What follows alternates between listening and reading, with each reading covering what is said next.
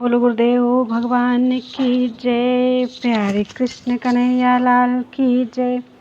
श्री अग्नि पुराण 26वां अध्याय मुद्राओं का वर्णन। नारद जी ने कहा कि हे मुनिगण, अधुना मैं मुद्राओं का लक्षण बतलाता हूँ। सान्निध्य अर्थात सन्निधापिनी आदि मुद्रा के तरह भेद है। पहली मुद्रा अंजलि है, दूसरी वंदनी है और तीसरी हृदयानुगा है। बाएं हाथ की मुट्ठी से दाहिने हाथ के अंगूठे को बांध लें और बाएं अंगुष्ठ को ऊपर उठाएं। सारांश यह है कि बाएं और दाहिने दोनों हाथों के अंगूठे ऊपर की ओर ही उठे रहें। यही हृदयानुगा मुद्रा है। इसी को कोई संरोधनी और कोई निष्ठुरा कहते हैं। व्यूहार्जन में ये 3 मुद्राएं सामान्य हैं। अधुना आगे ये असामान्य मुद्राएं बतलाई जाती हैं। दोनों हाथों में से अंगूठे से कनिष्ठा तक की 3 अंगुलियों को नवाकर कनिष्ठा आदि को क्रमशः मुक्त करने से 8 मुद्राएं बनती हैं। आ, का, चा, टा, ता, पा, या, शा, ये जो 8 वर्ग हैं, उनके जो पूर्व बीज अम, कम, चम, टम इत्यादि, उनको ही सूचित करने वाली कथित 8 मुद्राएं हैं। ऐसा निश्चय कर जानना चाहिए। फिर 5 अंगुलियों को ऊपर करके हाथ को सम्मुख करके धीरे धीरे नीचे को झुकाएं। यह 12 की मुद्रा मानी गई है। ये क्रमशः अंगों की मुद्राएं हैं। बाई मुट्ठी में बंधी हुई एक एक अंगुली को क्रमशः मुक्त करना चाहिए और पहले की मुक्त हुई अंगुली को फिर से कोड़ लें। बाएं हाथ में ऐसा करने के बाद दाहिने हाथ में भी यही क्रिया करनी चाहिए। बाई मुट्ठी के अंगूठे को ऊपर उठाए रखें। ऐसा करने से मुद्राएं सिद्ध होती हैं। इस प्रकार पुराणों में श्रेष्ठ श्री विष्णु वामपाद स्वरूप कृष्ण द्वैपायन भगवान व्यासकृत अग्नि महापुराण अंतर्गत आगत विषयों का विवेचन संबंधी 26वां अध्याय पूरा हुआ। बोलो वृंदावन बिहारी लाल की जय। 27वां अध्याय शिष्य दीक्षा विधान। ब्रह्मर्षि नारद जी ने कहा कि हे महर्षिगण, अधुना मैं सब कुछ देने वाली दीक्षा का वर्णन करता हूँ।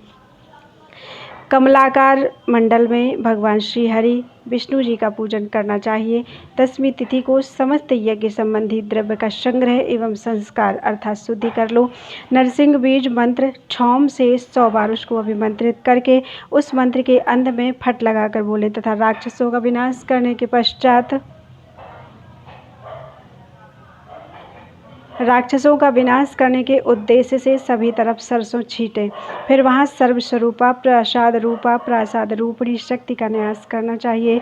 सर्व औषधियों का संग्रह करके बिखेरने के उपयोग में आने वाली सरसों आदि वस्तुओं को शुभ पात्र में रखकर साधक को वासुदेव मंत्र से उनका 100 बार अभिमंत्रण करना चाहिए। तत्पश्चात वासुदेव से लेकर नारायण पर्यंत उपरोक्त 5 मूर्तियों वासुदेव, शंकरषण, प्रद्युम्न, अनिरुद्ध तथा नारायण के मूल मंत्रों द्वारा पंचगव्य तैयार करना चाहिए और कुशाग्र से पंचगव्य छिड़ककर उस भूमि का प्रोक्षण करना चाहिए। तत्पश्चात वासुदेव मंत्र से उत्तान हाथ के समस्त विकिर वस्तुओं को सभी तरफ बिखेरें। उस समय पूर्वाभिमुख खड़ा होकर मन ही मन भगवान श्री हरि विष्णु जी का चिंतन करते हुए 3 बार उन विकिर वस्तुओं को सभी तरफ छींटे। तत्पश्चात वर्धनी सहित कलश पर स्थापित भगवान विष्णु का अंग सहित पूजन करना चाहिए। अष्ट मंत्र से वर्धनी को 100 बार अभिमंत्रित करके अविच्छिन्न जलधारा से सींचते हुए उसको ईशान कोण की तरफ ले जाएं। कलश को पीछे ले जाकर विकिर पर स्थापित करना चाहिए। विकिर द्रव्यों को कुश द्वारा एकत्र करके कुंभेश और करकरी का यजन करना चाहिए। पंचरत्न युक्त सवष्ट वेदी पर श्रीहरि की पूजा करनी चाहिए। अग्नि में भी उनकी अर्चना करके पूर्ववत मंत्रों द्वारा उनका संतर्पण करना चाहिए।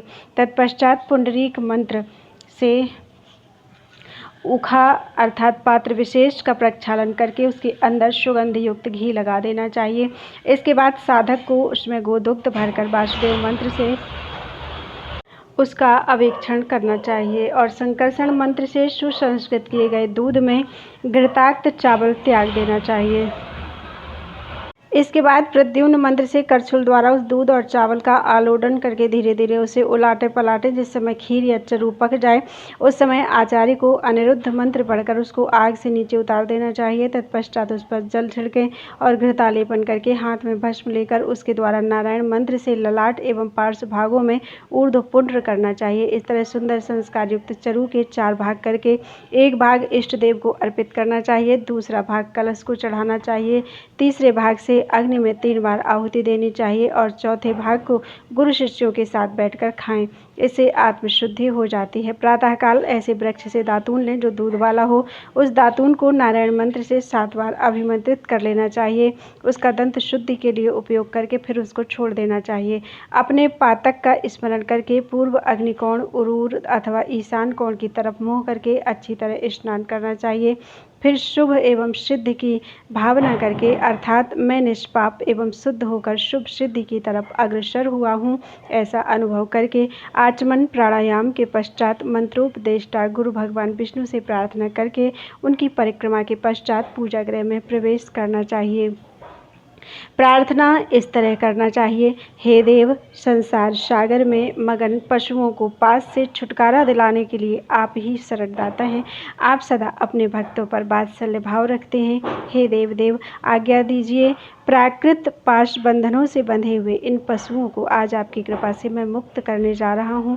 देवेश्वर श्रीहरि से इस तरह प्रार्थना करके पूजा गृह में प्रविष्ट होना चाहिए।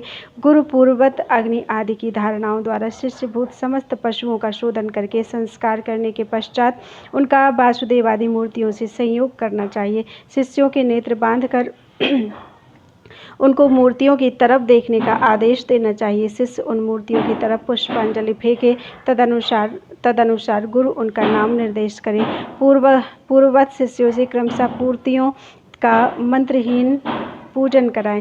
जिस शिष्य के हाथ का फूल जिस मूर्ति पर गिरे गुरु उस शिष्य का वही नाम रखे। कुमारी कन्या के हाथ से काता हुआ लाल रंग का सूत लेकर उसको 6 गुना करके बट देना चाहिए। उस 6 गुने सूत की लंबाई पैर के अंगूठे से लेकर शिखा तक होनी चाहिए।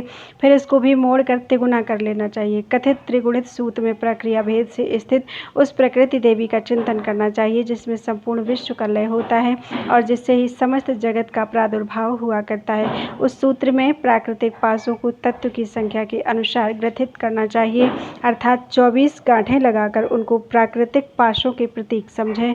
फिर उस ग्रंथि युक्त सूत को प्याले में रखकर कुंड के पास स्थापित कर दें। तत्पश्चात सभी तत्वों का चिंतन करके गुरु को उनका शिष्य के शरीर में न्यास करना चाहिए।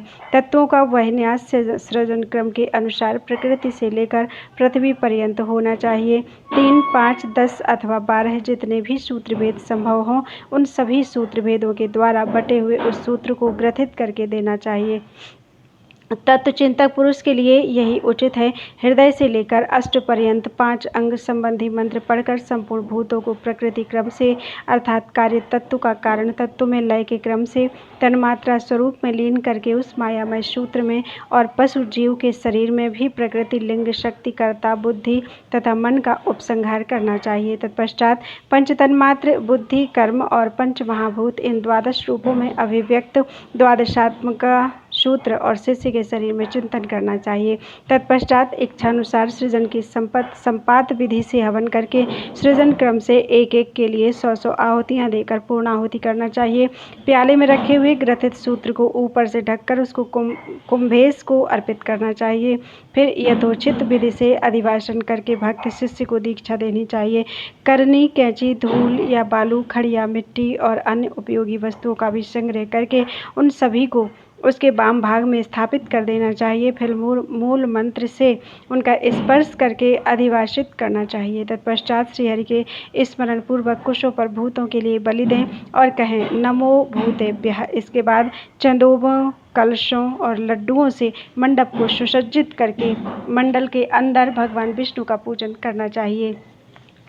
फिर अग्नि को घी से तृप्त करना चाहिए। शिष्यों को पास बुलाकर बद्ध पद्मासन से बिठावें और दीक्षा देना चाहिए। बारी बारी से उन सभी का प्रोक्षण करके विष्णु हस्त से उनके मस्तक का स्पर्श करना चाहिए। प्रकृति से विकृति पर्यंत अधिभूत और अधिदैवत सहित संपूर्ण सृजन को आध्यात्मिक करके अर्थात सभी को अपने आत्मा में स्थित मानकर हृदय में ही क्रमशः उनका विनाश करना चाहिए।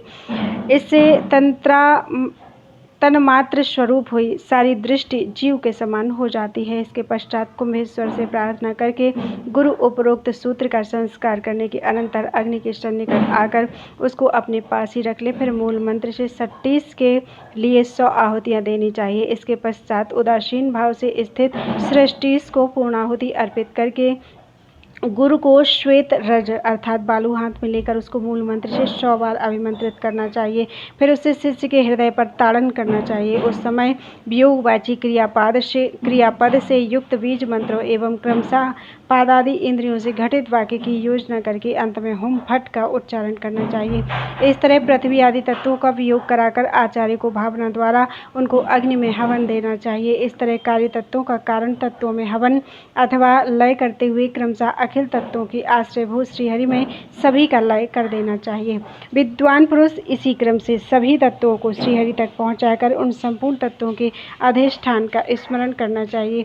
कथित विधि से ताड़न द्वारा भूतों और इंद्रियों से वियोग कराकर शुद्ध हुए शिष्य को अपनावे और प्रकृति से उसकी समता का निष्पादन करके उपरोक्त अग्नि में उसके उस प्राकृत भाव का भी हवन कर देना चाहिए। फिर गर्भाधान जात कर्म भोग और लय का अनुष्ठान करके उस कर्म के निमित्त वहाँ 8 बार शुद्धि अर्थ हवन करना चाहिए। तत्पश्चात आचार्य को पूर्णाहुति द्वारा शुद्ध तत्व का उद्धार करके अव्याकृत प्रकृति पर्यंत संपूर्ण जगत का क्रमानुसार हुए जीव को अविनाशी परमात्मा पद में प्रतिष्ठित करना चाहिए। तत्पश्चात विद्वान पुरुष को यह अनुभव करना चाहिए कि शिष्य शुद्ध बुद्ध परमानंद संदोह में निमग्न एवं कृतकृत्य हो चुका है। ऐसा चिंतन करने के पश्चात गुरु पूर्णाहुति देनी चाहिए। इस तरह दीक्षा कर्म की समाप्ति हो जाती है। अधुना मैं उन प्रयोग संबंधी मंत्रों का वर्णन करने जा रहा हूँ जिससे दीक्षा हवन और लय संपादित होते हैं। ओम यम भूतानि वियुंक्षौ हुम फट अर्थात भूतों को मुझसे अलग करो। इस मंत्र से ताड़न करने का विधान है। इसके द्वारा भूतों से वियोजन अर्थात बिलगाव होता है। यहाँ वियोजन के 2 मंत्र हैं। एक तो वही है जिसका ऊपर वर्णन हुआ है और दूसरा इस तरह है ओम यम भूतान्यापातये हम, मैं भूतों को अपने से दूर गिराता हूँ। इस मंत्र से आपातन अर्थात वियोजन करके पुनः दिव्य प्रकृति से इस प्रकार संयोजन किया जाता है। उसके लिए मंत्र है ओम यम भूतानि युंक्ष्व। अधुना हवन मंत्र का वर्णन करने जा रहा हूँ। उसके बाद पूर्णाहुति का मंत्र बताऊंगा। ओम भूतानि संहर स्वाहा, यह हवन मंत्र है। ओम नमो भगवते वासुदेवाय वषट, यह पूर्णाहुति मंत्र है। पूर्णाहुति के पश्चात तत्व में शिष्य को संयुक्त करना चाहिए। विद्वान पुरुष को इसी तरह समस्त तत्वों का क्रमशः शोधन करना चाहिए। तत्वों को अपने अपने बीज के अंत में नमः पद जोड़कर ताड़न आदि पूर्वक तत्व शुद्धि का निष्पादन करना चाहिए। ओम राम नमः कर्मेंद्रियाणि, ओम दैम नमः बुद्धिन्द्रियाणि, इन पदों के अंत में वियुंक्षौ हुम फट के संयोजन करना चाहिए। उपरोक्त यम बीज के समान ही इन उपरोक्त बीजों से भी ताड़न आदि का प्रयोग होता है। ओम सम पाहि हाम, ओम स्वम स्वम युंक्षो प्रकृत्या, ओम जम हुम गंध तन्मात्रे संघर स्वाहा, ये क्रमशः संयोजन और हवन के मंत्र हैं। तत्पश्चात पूर्णाहुति का विधान है। इसी तरह उरूरवर्ती कर्मों में भी प्रयोग किया जाता है। ओम राम रस तन्मात्रे, ओम तैम रूप तन्मात्रे, ओम वम स्पर्श तन्मात्रे, ओम यम शब्द तन्मात्रे, ओम मम नमः, ओम सौम अहंकारे, ओम नम बुद्धौ, ओम प्रकृतौ। यह दीक्षा योग एक व्यूहात्मक मूर्ति के लिए संक्षेप से बतलाया गया है। 9 व्यूहादि मूर्तियों के विषय में भी ऐसा ही प्रयोग है। मनुष्य प्रकृति को दग्ध करके उसको निर्वाण स्वरूप परमात्मा में ध्यान मग्न होकर फिर भूतों की शुद्धि करके कर्मेंद्रियों का शोधन करना चाहिए। तत्पश्चात ज्ञानेंद्रियों का, तन्मात्राओं का, मन बुद्धि एवं अहंकार का तथा लिंगात्मा का शोधन करके सबके अंत में पुनः प्रकृति की शुद्धि करनी चाहिए। शुद्ध हुआ प्राकृत पुरुष ईश्वरीय धाम में प्रतिष्ठित है।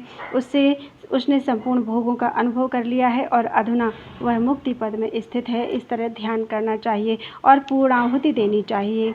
यह अधिकार संप्रदान करने वाली दीक्षा है। उपरोक्त मंत्र के अंगों द्वारा आराधना करके तत्व समूह को संभाव अर्थात प्रकृति अवस्था में पहुंचाकर क्रमशः इसी विधि से शोधन करके अंत में साधक अपने को संपूर्ण सिद्धियों से युक्त परमात्मा रूप से स्थित अनुभव करते हुए पूर्णाहुति दे। यह साधक विषयक दीक्षा कही गई है। यदि यज्ञोपयोगी द्रव्य का निष्पादन संग्रह ना हो सके अथवा अपने में असमर्थता हो तो समस्त उपकरणों सहित श्रेष्ठ गुरु पूर्ववत इष्ट देव का पूजन करके तत्काल उसको अधिवासित करके द्वादशी तिथि में शिष्य को दीक्षा देने को उद्यत हों। जो गुरु भक्त विनयशील एवं समस्त शारीरिक सद्गुणों से संपन्न हो, ऐसा शिष्य यदि अधिक ज्ञानवान ना हो तो वेदी पर इष्ट देव का पूजन मात्र करके दीक्षा ग्रहण करना चाहिए। आदिदैविक, आदि भौतिक और आध्यात्मिक संपूर्ण अध्वा का सृजन क्रम से शिष्य के शरीर में चिंतन करके गुरु पहले बारी बारी से 8 आहुतियों द्वारा एक एक की तृप्ति करने के पश्चात सृष्टिमान होकर वसुदेव आदि विग्रहों का उनके निज निज मंत्रों द्वारा पूजन एवं हवन करना चाहिए और हवन पूजन के पश्चात अग्नि आदि का विसर्जन कर देना चाहिए। तत्पश्चात उपरोक्त हवन द्वारा विनाश क्रम से तत्वों का शोधन करना चाहिए। दीक्षा कर्म में पहले जिन सूत्रों में गांठें बांधी गई थी उनकी वे गांठें खोल दें। गुरु को उनके शिष्यों के शरीर से लेकर क्रमशः उन तत्वों का शोधन करना चाहिए। प्राकृतिक अग्नि एवं आधिदैविक विष्णु में अशुद्धि मिश्रित शुद्ध तत्व को लीन करके पूर्णाहुति द्वारा शिष्य को उस तत्व से संयुक्त करना चाहिए। इस तरह शिष्य प्रकृति भाव को प्राप्त होता है। तत्पश्चात गुरु उसके प्राकृतिक गुणों को भावना द्वारा दग्ध करके उसको उनसे छुटकारा दिलावे। ऐसा करके वे शिशु स्वरूप उन शिष्यों को अधिकार में नियुक्त करें। तत्पश्चात भाव में स्थित हुआ आचार्य भक्ति भाव से शरण में आए हुए यतियों तथा निर्धन शिष्य को शक्ति नाम वाली दूसरी दीक्षा दे। वेदी पर भगवान विष्णु की पूजा करके पुत्र शिष्य विशेष को अपने पास बिठा ले। फिर शिष्य देवता के सम्मुख हो तिर्यक दिशा की तरफ मुँह करके स्वयं बैठे। गुरु को शिष्य के शरीर में अपने ही पर्वों से कल्पित संपूर्ण अध्वा का ध्यान करके आदिदैविक यजन के लिए प्रेरित करने वाले इष्ट देव का भी ध्यान योग के द्वारा चिंतन करना चाहिए। फिर पूर्वत ताड़न आदि के द्वारा क्रमशः संपूर्ण तत्वों का वेदीगत श्रीहरि में शोधन करना चाहिए। ताड़न द्वारा तत्वों का वियोजन करके उनको आत्मा में गृहीत करना चाहिए और पुनः इष्ट देव के साथ उनका संयोजन एवं शोधन करके स्वभावतः ग्रहण करने के अनंतर ले आकर क्रमशः शुद्ध तत्व के साथ संयुक्त करना चाहिए। सभी जगह ध्यान योग एवं उत्तान मुद्रा द्वारा शोधन करना चाहिए। संपूर्ण तत्वों की शुद्धि हो जाने पर जिस समय प्रधान प्रकृति तथा परमेश्वर स्थित रह जाएं, उस समय उपरोक्त विधि से प्रकृति को दग्ध करके शुद्ध हुए शिष्यों को परमेश्वर पद में प्रतिष्ठित करना चाहिए। श्रेष्ठ गुरु साधक को इस तरह सिद्धि मार्ग से ले चले। अधिकारूढ़ गृहस्थ भी इसी तरह आलस्य छोड़कर समस्त कर्मों का अनुष्ठान करना चाहिए। जिस समय तक राग आसक्ति का सर्वथा नाश ना हो जाए उस समय तक आत्मशुद्धि का निष्पादन करते रहना चाहिए। जिस समय यह अनुभव हो जाए कि मेरे हृदय का राग सर्वथा क्षीण हो गया है, उस समय पाप से शुद्ध हुआ संयमशील पुरुष अपने पुत्र या शिष्य को अधिकार सौंप कर माया में पाश को दग्ध करके संन्यास ले आत्मनिष्ठ हो देहपात की प्रतीक्षा करते रहना चाहिए। अपनी सिद्धि संबंधी किसी चिन्ह को दूसरों पर व्यक्त न होने दे। इस प्रकार महापुराणों में श्रेष्ठ श्री विष्णु वामपाद स्वरूप कृष्ण द्वैपायन भगवान व्यासकृत अग्नि महापुराण अंतर्गत आगत विषयों का विवेचन संबंधी 27वां अध्याय पूरा हुआ। बोलो वृंदावन बिहारी लाल की जय।